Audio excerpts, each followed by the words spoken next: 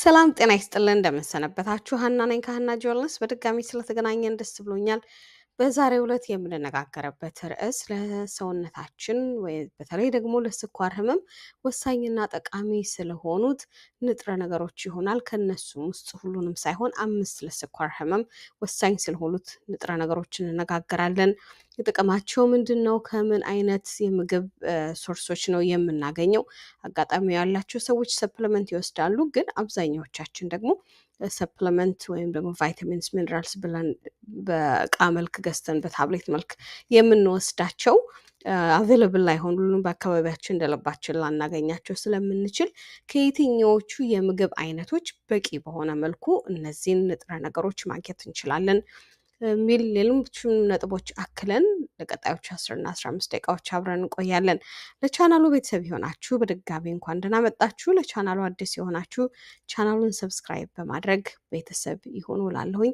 እንዲሁም ደግሞ ይህንን ትምህርት ይጠቅማችኋል፣ ያግዛችኋል ለምትሏቸው ሁሉ ትምህርቱን በማስተላለፍ የቻናሉን ዓላማ ይደግፉ። በቀጥታ ወደ ትምህርቱ እንሄዳለን። እንግዲህ ለሰውነታችን የሚያስፈልጉ ንጥረ ነገሮች በሁለት ይከፈላሉ፣ ቫይታሚንስ እና ሚነራልስ። ወደ 13 አይነት ቫይታሚኖች አሉ፣ እንደዚሁም ደግሞ ወደ 15 አይነት ሚነራሎች አሉ። ቫይታሚንስ ልዩነታቸው ምንድን ነው? ቫይታሚንስ ኦርጋኒክ ከሆኑ ነገሮች የምናገኛቸው፣ ኦርጋኒክ ማለት ህይወት ካላቸው ነገሮች ከእንስሳት ከእጽዋት የምናገኛቸው ናቸው። ሚነራልስ ደግሞ ኢንኦርጋኒክ ከሆኑ ነገሮች የምናገኛቸው፣ ከውሃ ከአፈር ከመሳሰሉት የምናገኛቸው 15ቱ ንጥረ ነገሮች ናቸው። እያንዳንዶቹ ግን ንጥረ ነገሮች ለሰውነታችን ቁልፍ የሆነ ስራ አላቸው። በተለይም ደግሞ ሰውነታችን በአግባቡ ስራውን እንዲሰራ፣ ህመምን እንዲከላከል፣ የተጎዱ ሴሎች እንዲጠገኑ፣ ሆርሞኖቻችን በአግባቡ ስራቸውን እንዲከውኑ እያንዳንዳቸው ንጥረ ነገሮች ቁልፍ ሚና ስላላቸው እነዚህን ለሰውነታችን በሚያስፈልገው መጠን መመገብ ሰው የጤንነታችን መጠበቅ ብቻ ሳይሆን ህመምንም መከላከል እንችላለን። ወደፊትም ሊደርስብን ከሚችሉት ጉዳቶች መጠበቅ እንችላለን ማለት ነው። እንግዲህ ለዛሬ 5ቱን ነው የምዘረዝረው። ለስኳር ህመም በጣም ቁልፍ የሆኑትን 5ቱን ቫይታሚኖች እና ሚነራሎች ነው የምዘረዝረው። የመጀመሪያው ቢ ቫይታሚንስ የምንላቸው ናቸው። እንግዲህ ቢ ቫይታሚንስ ብዙውን ጊዜ ቢ ቫይታሚንስ ስንል ቢ12ን ነው ብዙዎቻችን የምናውቀው። ነገር ግን ቢ ቫይታሚንስ 8 አይነት ቢ ቫይታሚንስ ነው ያሉት። ከቢ1 ጀምሮ ቢ2፣ ቢ3፣ ቢ5፣ ቢ6፣ ቢ7፣ ቢ9 እና ቢ12 ጨምሮ 8 አይነት ቢ ቫይታሚኖች አሉ። አንዳንድ ጊዜ በውህድ መልክ ይሸጣሉ፣ በእንክብል መልክ ሲሸጡ ማለት ነው። አንዳንድ ጊዜ ደግሞ ለየብቻቸው ይሸጣሉ፣ ለጤና እንደሚያስፈልገን ሁኔታ ማለት ነው። ግን እነዚህ ቢ ቫይታሚኖች ቁልፍ የሆኑ ጠቀሜታዎች አሏቸው። ለስኳር ህመም በተለይ የእያንዳንዱ ነርቮቻችን ስራቸውን በአግባቡ እንዲሰሩ፣ የበላነው ምግብ በአግባቡ ተፈጭቶ ወደ ጉልበትነት ወደ ኤነርጂነት እንዲቀየር ያደርጋል። የቀይ ደም ሴሎቻችን እንዲሰሩ ያደርጋል። እንደዚሁም ደግሞ በተለይ ከስኳር ህመም ጋር ተያይዞ የሚመጡ የነርቮቻችን መደንዘዝ፣ ይሄ የቲንግሊንግ የመርፌ አይነት ስሜት የሚሰሙንን ነገሮች እንድንቀርፍ የሚረዱን ቫይታሚኖች ናቸው። ቢ12 በተለይ ለስኳር ህመም እነዚህ ኒውሮፓቲ የምንለው የነርቭ መደንዘዝ ስሜት እንኳን ሳይመጣ ብንወስደው ይሄንን እንዳይከሰትብን ይረዳናል፣ ያግዘናል ማለት ነው። ይህን ያህል ጥቅሞች ካሉት ታዲያ የትኞቹ ምግቦች ናቸው እነዚህን ቢ ቫይታሚኖች አጠቃለው የያዙት? ለምሳሌ ሆል ግሬንስ የምንላቸው ያልተፈተጉ የምግብ አይነቶች፣ ጥራጥሬዎች፣ በርካታ የሆኑ ጥራጥሬዎች ምስር፣ ሽምብራ፣ ባቄላ፣ አተርን የመሳሰሉት እነ ገብስ የመሳሰሉት እነሱ ሁሉ በርከት ያሉ ቢ ቫይታሚኖች በውስጣቸው አላቸው። እንደዚሁም የተለያዩ አይነት የስጋ አይነቶች ጮማ የሌላቸው አሳን፣ ዶሮን ጨምሮ አረንጓዴ ቅጠላቅጠሎች እነዚህ ሁሉ በቫይታሚን ቢ የበለጸጉ ናቸው እና ለሰውነታችን በሚጠቅም ስኳራችን ከፍ በማያደርግ መልክ በተመገብናቸው ቁጥር የሚያስፈልገንን ቢ ቫይታሚኖች ይሰጡናል ማለት ነው። እንግዲህ ሁለተኛው ቫይታሚን ደግሞ ቫይታሚን ሲ። ቫይታሚን ሲ እንግዲህ ህመምን በመከላከል የሚያክለው የለም፣ እሱ ሁለተኛው ነው። ቫይታሚን ሲ አንታይኦክሲዳንት ነው። ህመምን ለመከላከል እንዳልኩት ያግዛል። ቁስል በአግባቡ ቶሎ እንዲድን ያደርገናል። እንደዚሁ ደግሞ አይረን ለቀይ የደም ሴል መሰራት ዋናው የሆነውን አይረን በአግባቡ ሰውነታችን እንዲጠቀመው ያግዛል ቫይታሚን ሲ። ከዚህም በተጨማሪ ደግሞ ሴሎቻችን ጉዳት ሲደርስባቸው በተለያየ አይነት ሁኔታ በስትረስም ይሁን ኦክሲዳቲቭ ስትረስ የምንለው አለ ደግሞ የሰውነታችን የውስጣችን መጎዳት ሴሎቻችንን ይጎዳል። በዛ መልኩ የሚጎዱ ሴሎችን በአግባቡ ለመጠገን ያግዛል ማለት ነው። ያ ደግሞ ሴሎቻችን ሲጠገኑ የስኳር መጠናችን ይወርዳል ማለት ነው። ሴሎቻችን ሲጎዱ ውስጣችን ቁስለት ሲኖረው ኢንፍላሜሽን ሲኖረው የስኳር መጠናችን ከፍ እንዳለ ይቆያል። እነሱ ግን በጊዜው የሚጠገኑ ከሆነ የስኳር መጠናችን የተስተካከለ ይሆናል። ከዚህ በተጨማሪ ደግሞ ኢንሱሊን ሴንሲቲቪቲ የምንለውን ነገር ያግዛል። ኢንሱሊን ሰውነታችን በአግባቡ ተቀብሎ እንዲያስተናግደው ያግዛል ይረዳል እና ኢንሱሊን ሴንሲቲቪቲን ይጨምራል።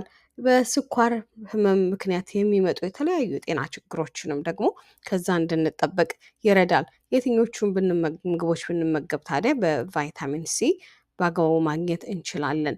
የመጀመሪያው ሲትረስ ፍሩት የምንላቸው ወይም ደግሞ ይሄ ትንሽ ጎምዘዝ ወይም የማለት ሲትረሲ ፍሩት የምንላቸው እንደ ብርቱካን፣ እንደ ግሬፕ ፍሩት፣ እንደ ሎሚ፣ ቤሮች፣ የተለያየ ማንጎ፣ አናናስ፣ ፓፓያ የመሳሰሉት ፍራፍሬዎች አሉ። ግን እንደ ስኳር ህመምተኛ እነሱን እንደ ልባችን መመገብ ስለማንችል ከሌላ ደግሞ አትክልቶች ማግኘት እንችላለን። ብሮኮሊ በጣም የበለጸገ ነው በቫይታሚን ሲ። ቲማቲምም እንደዚሁ የሰውነት ቁስለት ወይም ኢንፍላሜሽን የሌለበት ሰው ቲማቲምን መጠቀም ይችላል። የሰውነት ቁስለት ያለበት ሰው ደግሞ ውስጥ ፍሬውን አውጥቶ እንደዚሁም ደግሞ ከላይ ያለውን ቆዳ ልጦ ቢመገበው በቲማቲም ያ ኢንፍላሜሽን ቁስለትን እንዳይፈጠር ያግዛል ማለት ነው። እንደዚሁም ደግሞ የተለያየ የፈረንጅ ቃሪያ የምንላቸው ቤል ፔፐርስ የምንላቸው እነሱም በጣም በቫይታሚን ሲ የበለጸጉ ስለሆኑ በነዛ መልኩ መመገብ እንችላለን። በነገራችን ላይ እነዚህ የፈረንጅ ቃሪያዎችን ማሳደግ በጣም በጣም ቀላል ነው። ቤታችን ባለን ሳፋ አንድ የፈረንጅ ቃሪያ ገዝተን ፍሬዎቹን እዛ አፈር በደንብ አድርገን ውሃ ጠጥተን ፍሬውን እዛ ላይ ብንዘራው በቀላሉ ያድግልናል እና በገበያ መልኩ ስንገዛቸው ውድ ናቸው፣ ግን እቤታችን መትከልና አብቅለን መመገብ እንችላለን። ቀጣዩ ደግሞ ቫይታሚን ዲ ነው። ቫይታሚን ዲ ያለውን በሰውነታችን ውስጥ ያለውን የጤና ጥቅም ዝርዝሬ የሚጨርሰው ነገር ስላልሆነ ለሌላ ጊዜ ሰፋ ባለመልኩ እሱን አዘጋጃለሁ። ነገር ግን ቫይታሚን ዲ ሌላው ለጤና ለስኳር ህመም አስፈላጊ የሆነ ቫይታሚን ነው። የስኳር መጠናችንን በአግባቡ ለመቆጣጠር ያግዘናል። ኢንሱሊን ሴንሲቲቪቲ ቅድም ያልኩትን እሱን ያግዛል። የህመም መከላከል አቅማችንን ይጨምራል። እንደዚሁም ደግሞ ከስኳር ህመም ጋር ተያይዞ የሚመጡ የተለያዩ የጤና ችግሮች እንዳይደርሱ እንደሚያደርግ በርካታ የሆኑ ጥናቶች ተጠንተው አረጋግጠዋል። በተለይ ደግሞ በልብ ህመም አካባቢ የሚፈጠሩ ችግሮችን እንደ ስትሮክ የመሳሰሉትን የልብ ጤንነትን እንዳይደርስብን በማድረግ ከፍተኛ ሚና የሚጫወት ቫይታሚን ነው እና ቫይታሚን ዲን በዛ መወሰድ ያለበት ነው። ቫይታሚን ዲ እንግዲህ ለማግኘት ከምግብ ዘሮች ማግኘት እንችላለን። የተለያየ አይነት የአሳ ዘሮችን ብንመገብ እንደዚሁም ደግሞ የእንቁላል አስኳሉን ምስሉ ላይ እንደምናየው ብንመገብ፣ የብርቱካን ጁስ የተለያዩ ጥራጥሬዎች ብንመገብ ቫይታሚን ዲን እናገኛለን። ከሁሉ በላይ ግን ቫይታሚን ዲን በርከት ባለመልኩ ሊሰጠን የሚችለው ምንድን ነው? የፀሐይ ብርሃን ነው። በተለይ ጠዋት ላይ ልክ ፀሐይ ስትወጣ ለ15 ደቂቃ ወጣ ብለን እየተራመድን ጀርባችንን ፀሐይ በደንብ ብናስመታው ቫይታሚን ዲን ሰውነታችን በአግባቡ እንዲያመነጭ ከውስጥ ያደርጋል እና በዛ መልኩ ቫይታሚን ዲን ማግኘት እንችላለን። እንዲሁም ደግሞ ከምግብ ማግኘት እንችላለን። በቀጣይነት ደግሞ የምናየው ቫይታሚን ኢ ይባላል። ቫይታሚን ኢ ለብዙ ጤንነት፣ ለአይምሮ፣ ለልብ፣ ለተለያየ ጤንነቶች ወሳኝ የሆነ ቫይታሚን ነው። ለስኳር ህመምም ደግሞ ላለብን ሰዎች መወሰድ ያለበት ቫይታሚን ነው። መወሰድ ያለበት ስል እንግዲህ ያው ግዴታ በእንክብል መልኩ ብቻ አይደለም። ቅድም ስዘረዝራቸው እንደነበረው ከምግብ ማግኘት እንችላለን። ከፍተኛ የሆነ አንታይኦክሲዳንት ነው። ሴሎች ጉዳት ሲደርስባቸው በቀላሉ መጠገን እንዲችሉ ያግዛል። ከዚህም ደግሞ በተጨማሪ ከፍተኛ የሆነ የስኳር መጠን እንዳይኖረን ያግዛል። በርካታ ጥናቶች እንዳሳዩት ደግሞ በልብ ችግር የሚጠቁ የስኳር ህመምተኞች ይህ እንዳይደርስባቸው ቫይታሚን ኢ ደማቸውን ቀጠን በማድረግ ደም እንደ ልቡ እንዲዘዋወርና ስትሮክ የምንለው ወይም ደግሞ የተለያየ በደም መርጋት ወይም ደግሞ በደማችን በቧንቧዎች መጥበብ ምክንያት ሊደርሱብን ከሚችሉ ካርዲዮቫስኩላር ዲዚዝ ከምንላቸው ከነሱ እንድንጠበቅ ያግዘናል። ቫይታሚን ኢን የያዙ በርካታ የሆኑ ምግቦች አሉ። የተለያዩ አይነት የኦቾሎኒ ዘሮች እንደዚሁ ሱፍ፣ ተልባ፣ በርካታ የሆኑ ጥራጥሬዎች እንደዚሁም ደግሞ አረንጓዴ አትክልቶች በቂ የሆነ ቫይታሚን ኢ ስላላቸው እነዚህን እያፈራረቅን መመገቡ ሰውነታችን የሚያስፈልገውን ያህል የምግብ አይነት የቫይታሚን ኢ አይነት መውሰድ እንዲችል ያግዛል ማለት ነው። በቀጣይነት ደግሞ የምናየው ቫይታሚን ሳይሆን ማግኔዚየም ሚኒራል ነው። ግን ማግኔዚየም ለስኳር ህመም በጣም ወሳኝ ከሆኑት ቫይታሚን ሚኒራሎች አንዱ ነው። እኔ በራሴ በየዕለቱ እየወሰድኩት በብዛት የምጠቀምበት ነው። በእንክብል መልክ ስንወስድ ማግኔዚየም መወሰድ ያለበት የተለያዩ አይነት ማግኔዚየም አይነቶች አሉ። ግን መውሰድ ያለብን ማግኔዚየም በእንክብል መልክ ሲወሰድ በቀላሉ ሰውነታችን አብዞርብ አያደርገውም ወይም ደግሞ ተቀብሎ አያስተናግደውም። በዚህም መልኩ ለዛ ተብለው የሚዘጋጁ ግላይኬትድ ማግኔዚየም ግላይኬትድ የምንላቸው አሉ። እነሱ ሰውነታችን በቀላሉ አብዞርብ ሊያደርጋቸው ወስዶ ሊጠቀማቸው ይችላሉ እና ያንን መውሰድ እንችላለን። ነገር ግን በርካታ የሆኑ ምግቦች ደግሞ ማግኔዚየም ስላላቸው እንክብልም ሳንወስድ በቂ በሆነ መልኩ ማግኘት እንችላለን። ማግኔዚየም እንግዲህ ለበርካታ የሆኑ የጤና ጥቅሞች በተለይ ስኳርን በተመለከተ አለ።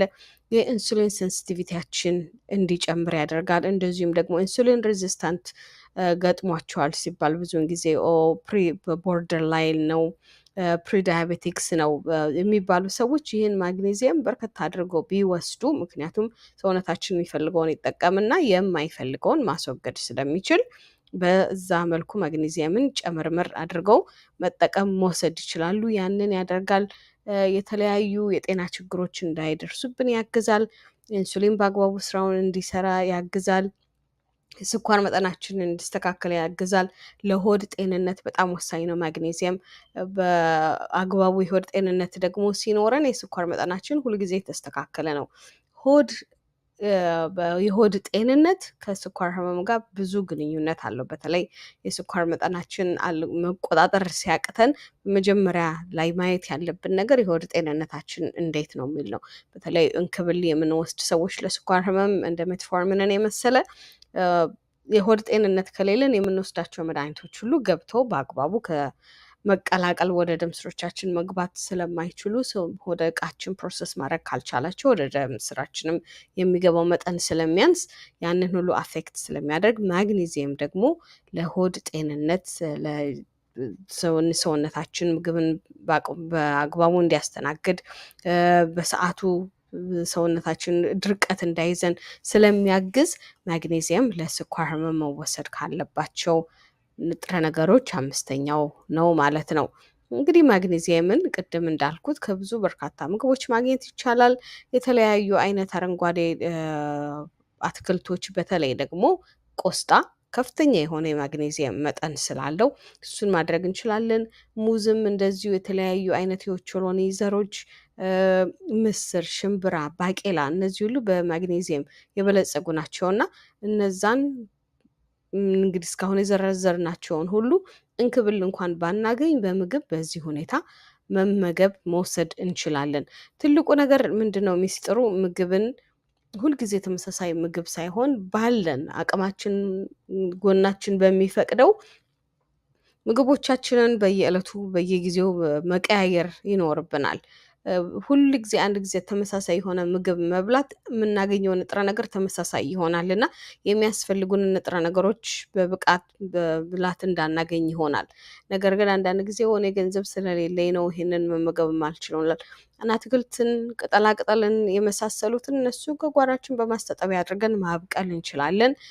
ገበያ የመግዛት አቅም ባይኖረን በዛ መልኩ እያደረግን መውሰድ ያለብንን ምግብ ከዛ ማግኘት እንችላለን እና አንዳንድ ጊዜ ካሰብንበት የእውነት ከልባችን ከፈለግነው ማግኘት እንችላለን ነገሮችን እና እንደዛ እያደረግን በዙሪያችን ያሉንን አማራጮች እየተጠቀምን እንደዚህ ምግቦቻችንን በተለያየ በቫራይቲ አድርገን ለስኳር ህመማችን ጥሩ ነው። እንደዚሁ ደግሞ ወደፊት ለሚከሰቱብን የጤና ችግሮች እንዳይከሰቱብን እንዲሆን ያግዛል፣ ይረዳል እና በዛ መልኩ አመጋገባችንን አስተካክለን እንግዲህ እነዚህን ለስኳር በጣም ወሳኝ የሆኑትን 5ቱን ንጥረ ነገሮች በቀላሉ ማግኘት እንችላለን ማለት ነው።